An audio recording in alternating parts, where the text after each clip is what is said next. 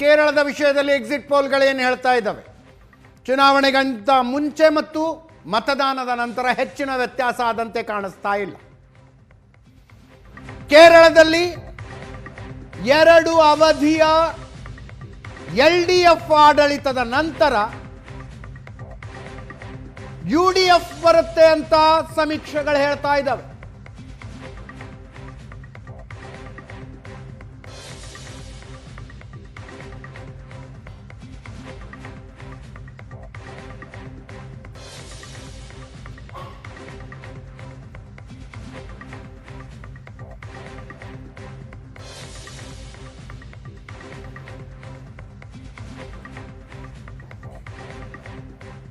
ಸಣ್ಣ ರಾಜ್ಯ, 140 ವಿಧಾನಸಭಾ ಕ್ಷೇತ್ರ, 70 ತಗೊಂಡವರು ಅಧಿಕಾರಕ್ಕೆ ಬರ್ತಾರಲ್ಲಿ.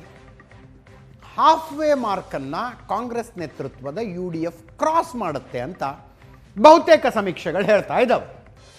ನೋಡಿ, ಆಕ್ಸಿಸ್ ಮೈ ಇಂಡಿಯಾ ಪ್ರಕಾರ 78ರಿಂದ 90, ಅತಿ ಹೆಚ್ಚು ಆಕ್ಸಿಸ್ ಮೈ ಇಂಡಿಯಾನೇ ಕೊಟ್ಟಿರೋದು UDFಗೆ. ಪೀಪಲ್ ಪಲ್ಸ್ ಪ್ರಕಾರ 75ರಿಂದ 85, ವೋಟ್ ವೈಬ್ ಪ್ರಕಾರ 70ರಿಂದ 80, ಪೀಪಲ್ಸ್ ಇನ್ಸೈಟ್ ಅನ್ನುವ ಇನ್ನೊಂದು ಏಜೆನ್ಸಿ ಸರ್ವೆ ಮಾಡಿದೆ 66ರಿಂದ 76. ಪೋಲ್ ಆಫ್ ಪೋಲ್ಸ್ ತೆಗೆದರೂ ಕೂಡ 72ರಿಂದ 82 UDF. ಅಧಿಕಾರೂಢ LDF ಮೈತ್ರಿ 55ರಿಂದ 65ಕ್ಕೆ ಬರುತ್ತಂತೆ. ಕ್ಲೋಸ್ ಕಾಂಟೆಸ್ಟ್ ಹಂಗೆ ನೋಡಿದ್ರೆ 71 ಮ್ಯಾಜಿಕ್ ನಂಬರ್. ಇಲ್ಲಿ BJP 3ರಿಂದ 5 ಪೋಲ್ ಆಫ್ ಪೋಲ್ಸ್ ಪ್ರಕಾರ. ಅತಿ ಹೆಚ್ಚು ಸ್ಥಾನಗಳನ್ನು ಪೀಪಲ್ಸ್ ಇನ್ಸೈಟ್ ಅನ್ನುವ ಏಜೆನ್ಸಿ ಕೊಟ್ಟಿದೆ BJPಗೆ, 10ರಿಂದ 14.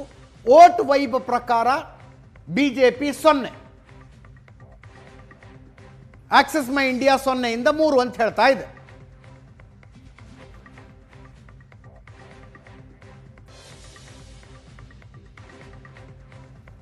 ಚುನಾವಣಾ ಪೂರ್ವ ಸಮೀಕ್ಷೆ ಮತ್ತು ಮತಗಟ್ಟೆ ಸಮೀಕ್ಷೆ. ಚುನಾವಣಾ ಪೂರ್ವ ಸಮೀಕ್ಷೆಗಳಲ್ಲಿ UDF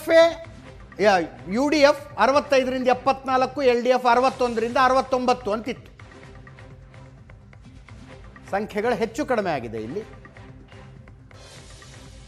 UDF ಮತಗಟ್ಟೆ ಸಮೀಕ್ಷೆಯಲ್ಲಿ ಅಧಿಕಾರಕ್ಕೆ ಬರುತ್ತೆ ಅಂತ ಹೇಳ್ತಾ ಇರೋದು, LDF ಅಧಿಕಾರ ಕಳೆದುಕೊಳ್ಳುತ್ತೆ ಅಂತ ಹೇಳ್ತಾ ಇರೋದು. ಗ್ರಾಫಿಕ್ನಲ್ಲಿ ಮಿಸ್ಟೇಕ್ ಆಗಿದೆ, ವಿ ಆರ್ ಸಾರಿ. ಕೇರಳದ ವಿಷಯದಲ್ಲಿ ಬೆಟ್ಟಿಂಗ್ ಬಾಜಾರ್ ಏನು ಹೇಳ್ತಾ ಇದೆ? ಫಲೋಡಿ ಸಟ್ಟಾ ಬಜಾರ್ ಅಂತೆ, ಮುಂಬೈ ಅಂತೆ, ದಿಲ್ಲಿ ಅಂತೆ, ಬೇರೆ ಬೇರೆ ಇದ್ದಾವೆ. UDF 76ರಿಂದ 78, LDF 62ರಿಂದ 64. ಫಲೋಡಿ ಸಟ್ಟಾ ಬಜಾರ್ ಪ್ರಕಾರ BJP 18ರಿಂದ 20 ಅಂತೆ. UDF 78ರಿಂದ 85 ಮುಂಬೈ ಸಟ್ಟಾ ಬಜಾರ್ ಪ್ರಕಾರ, LDF 56ರಿಂದ 66, BJP 2 ಅಥವಾ 3 ಮುಂಬೈ ಸಟ್ಟಾ ಬಜಾರ್ ಪ್ರಕಾರ. Yes Prashanth, anti incumbency vote BJP ಪಡೆದ ಕಾರಣಕ್ಕಾಗಿ UDF ಅಧಿಕಾರಕ್ಕೆ ಬರೋ ಲಕ್ಷಣ ಕಾಣಿಸ್ತಾ ಇದೆ. ಅಂದರೆ ಇನ್ ಅ ವೇ ಕಾಂಗ್ರೆಸ್ಸಿಗೆ ಸಹಾಯ ಆದಂಗೆ ಆಯಿತು. ಅನೇಕ ಬಾರಿ BJPಯ ಸ್ಪರ್ಧೆ ಕಾಂಗ್ರೆಸ್ಸಿಗೆ ನುಕ್ಸಾನ್ ಆಗುತ್ತೆ, ಬಟ್ ಈ ಬಾರಿ ಇಲ್ಲಿ ಲಾಭ. ಬಟ್ ನನಗೆ ಇನ್ನೊಂದು ಫ್ಯಾಕ್ಟರು ಸ್ಪಷ್ಟವಾಗಿ ಅನಿಸ್ತಾ ಇರ್ತಕ್ಕಂಥದ್ದು, BJP ಪ್ರಿಡಾಮಿನೆಂಟ್ಲಿ LDF ವೋಟನ್ನು ತೆಗೆದುಕೊಳ್ತಾರೆ. ಎಸ್, ಅಂದರೆ ಕೇಡರ್ ಅಂತ ಹೇಳ್ತಾ ಇಲ್ಲ ನಾನು. ಬಟ್ ನೋಡಿ, ನೀವು ಅಲ್ಲಿ ಧರ್ಮ ಮತ್ತು ಜಾತಿ, ಕೇರಳದಲ್ಲಿ ನಾವು ಎಷ್ಟೇ ಇಲ್ಲ ಅಂತಂದ್ರೂ ಕೂಡ ಪೊಲಿಟಿಕಲ್ ಒಂದು ರೀತಿಯ ರಾಜಕೀಯ ನಿಷ್ಠೆ ಮತದಾರರಲ್ಲೇ ಅಲ್ಲಿರುತ್ತೆ. ಬಟ್ ಅದರ ಹೊರತಾಗಿಯೂ ಕೂಡ ಈಗ ಮುಸ್ಲಿಂ ಕ್ರಿಶ್ಚಿಯನ್ ವೋಟ್ಗಳನ್ನು ಹೆಚ್ಚು ಕಾಂಗ್ರೆಸ್ ತೆಗೆದುಕೊಳ್ಳುತ್ತೆ. 2/3 ಅಂತ ಹೇಳ್ತಾರೆ. ಈಳವ ಮತಗಳನ್ನು ಹೆಚ್ಚು LDF ತೆಗೆದುಕೊಳ್ಳುತ್ತೆ. LDFನ ಮುಖ್ಯಮಂತ್ರಿಗಳೆಲ್ಲರೂ ಕೂಡ ಬಹುತೇಕ ಅಚ್ಯುತಾನಂದನ್, ಪಿನರಾಯಿ ವಿಜಯನ್ ಇವರೆಲ್ಲರೂ ಕೂಡ ಈಳವ ಸಮುದಾಯದಿಂದ ಬಂದವರು. ನಾಯರ ಮತಗಳಲ್ಲಿ BJP, ಈಗ ರಾಜೀವ್ ಚಂದ್ರಶೇಖರ್ ಅಲ್ಲಿನ BJPಯ ರಾಜ್ಯಾಧ್ಯಕ್ಷರಿದ್ದಾರೆ, ಅತಿ ಹೆಚ್ಚು ನಾಯರ್ ಲೀಡರ್ಶಿಪ್ಪನ್ನು, ನಾಯರ್ ಸೇವಾ ಸೊಸೈಟಿ ಏನಿದೆ ಅದರ ಜೊತೆ BJPಯ ಟೈಅಪ್ ಆಯಿತು. ಹೀಗಾಗಿ BJP ಆ ಮತಗಳನ್ನು ಕೂಡ ತೆಗೆದುಕೊಳ್ತಾ ಇದೆ. ಬಟ್ ಈಳವ ಮತಗಳನ್ನು ಏನು ಗ್ರೌಂಡ್ ಲೆವೆಲಲ್ಲಿ BJP ಜಾಸ್ತಿ ತೆಗೆದುಕೊಂಡ್ರೆ that will affect CPM. But ನಾನು ಬರೀ ಜಾತಿ ಧರ್ಮದ ದೃಷ್ಟಿಯಿಂದ ಹೇಳ್ತಾ ಇಲ್ಲ. BJPಗೆ ಒಂದು ಅಪ್ವರ್ಡ್ ಮೊಬಿಲಿಟಿ ಕೇರಳದಲ್ಲಿ ನಿಶ್ಚಿತವಾಗಿ ಸಿಗ್ತಾ ಇದೆ. RSS was ever strong in Kerala, but ಅದು BJP ವೋಟ್ ಆಗಿ ಕನ್ವರ್ಟ್ ಆಗ್ತಾ ಇರಲಿಲ್ಲ. ನರೇಂದ್ರ ಮೋದಿ ಲೀಡರ್ಶಿಪ್ ಬಂದ ಮೇಲೆ BJP ಒಂದು ಕಾನ್ಸಂಟ್ರೇಟೆಡ್ ಎಫರ್ಟನ್ನು ಏನು ಮಾಡ್ತು, ರಾಜೀವ್ ಚಂದ್ರಶೇಖರನ್ನು ಈಗ BJPಯ ರಾಜ್ಯಾಧ್ಯಕ್ಷರಾಗಿ ಕಳಿಸ್ತು. ತಿರುವನಂತಪುರಂ ಲೋಕಸಭೆಯಲ್ಲಿ ರಾಜೀವ್ ಚಂದ್ರಶೇಖರ್ ಭಾಳ ಟಫ್ ಫೈಟನ್ನು ಶಶಿ ತರೂರ್ ನೀಡಿದರು. ತ್ರಿಶೂರನ್ನು ಬಿ ಜೆ ಪಿ ಲೋಕಸಭೆಯಲ್ಲಿ ಗೆದ್ದುಕೊಡ್ತು. ಪಾಲಕ್ಕಾಡ್, ತಿರುವನಂತಪುರಂ ಮತ್ತು ಇನ್ನೊಂದು ಮುನ್ಸಿಪಾಲ್ಟಿಯನ್ನು ಚುನಾವಣೆಯಲ್ಲಿ ಗೆದ್ದುಕೊಳ್ತು. ಅದಾದ ನಂತರ ಬಿ ಜೆ ಪಿ ಒಂದು ಅಪ್ವರ್ಡ್ ಮೊಬಿಲಿಟಿಯನ್ನು ಏನು ಕಾಣ್ತಾ ಇದೆ.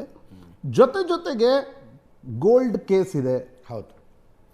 ಮತ್ತು ಪಿನರಾಯಿ ವಿಜಯನ್ರ ವಯಸ್ಸು ಇದು ಕೂಡ ಆಂಟಿ ಇನ್ಕಂಬನ್ಸಿಗೆ ದೊಡ್ಡ ಕಾರಣ. ಮತ್ತು ಈ ರೀತಿ ಅಜಿತ್, ಸಾಕ್ಷರ ರಾಜ್ಯದಲ್ಲಿ ಆಂಟಿ ಇನ್ಕಂಬನ್ಸಿ ಬೇಗ ಸೆಟ್ಟಿಂಗ್ ಆಗುತ್ತೆ.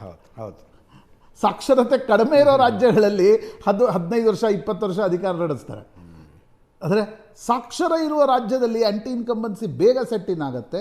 10 ವರ್ಷಗಳ ನಂತರ ಸಹಜ ಆಂಟಿ ಇನ್ಕಂಬನ್ಸಿಯ ಲಾಭ ಕಾಂಗ್ರೆಸ್ಸಿಗೆ ದೊರಕ್ತಾ ಇದೆ. ಬಟ್ ಅಜಿತ್, ದಿಲ್ಲಿಯಲ್ಲಿ ಕುಳಿತು ಕಳೆದ ಚುನಾವಣೆಯನ್ನು LDF ಗೆದ್ದಿದ್ದೆ ಕಾಂಗ್ರೆಸ್ಸಿನ ವೀಕ್ನೆಸ್ನ ಕಾರಣಕ್ಕೆ ಹೊರತು ಅದರ್ವೈಸ್ ಕೇರಳದಲ್ಲಿ ಪ್ರತಿ ಚುನಾವಣೆಗೂ ಅಧಿಕಾರ ಕರ್ನಾಟಕದ ರೀತಿ ಚೇಂಜ್ ಆಗುತ್ತೆ. ಬಟ್ ಕಾಂಗ್ರೆಸ್ನ ಹೈಕಮಾಂಡ್ಗೆ ಗೆಲುವು ಬಹಳ ಮುಖ್ಯ. ಎಸ್, ಈ ಗೆಲುವು ಕಾಂಗ್ರೆಸ್ಗೊಂದು ಸಣ್ಣ ಆಮ್ಲಜನಕವನ್ನು ನೀಡುತ್ತೆ 24ರ ಲೋಕಸಭಾ ಚುನಾವಣೆಯ ನಂತರ. ಅಜಿತ್, ಒಂದು ವೇಳೆ ಈ ಚುನಾವಣೆಯಲ್ಲಿ ಅಸ್ಸಾಂ BJP ಗೆದ್ದು, ಕಾಂಗ್ರೆಸ್ ಕೇರಳ ಗೆದ್ದು, ವೆಸ್ಟ್ ಬೆಂಗಾಲ್ ಮಮತಾ ಗೆದ್ದು, ತಮಿಳುನಾಡಿನಲ್ಲಿ DMK ಗೆದ್ದರೆ ಈ ಚುನಾವಣೆಯ ಒಟ್ಟು ಇಫೆಕ್ಟ್ ದಿಲ್ಲಿ ಮೇಲೆ ಭಾಳ ಇರಲ್ಲ. ಹೌದು.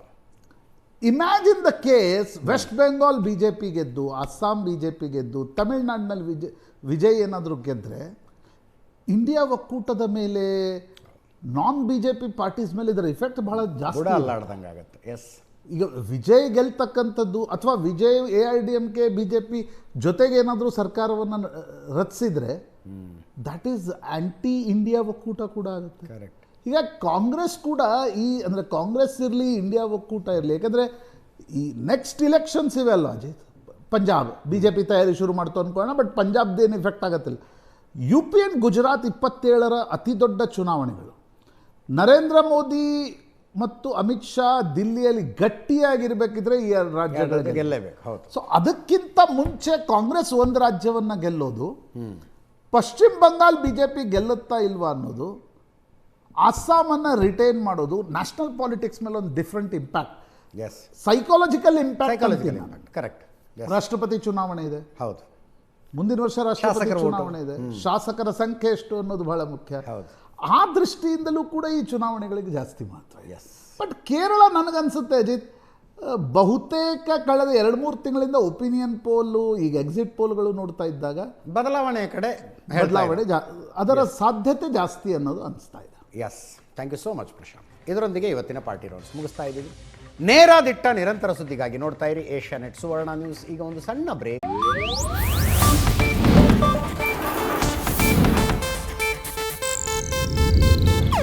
ಇದು ಏಷ್ಯಾನೆಟ್ ನ್ಯೂಸ್ ನೆಟ್ವರ್ಕ್ ಪ್ರಸ್ತುತಿ.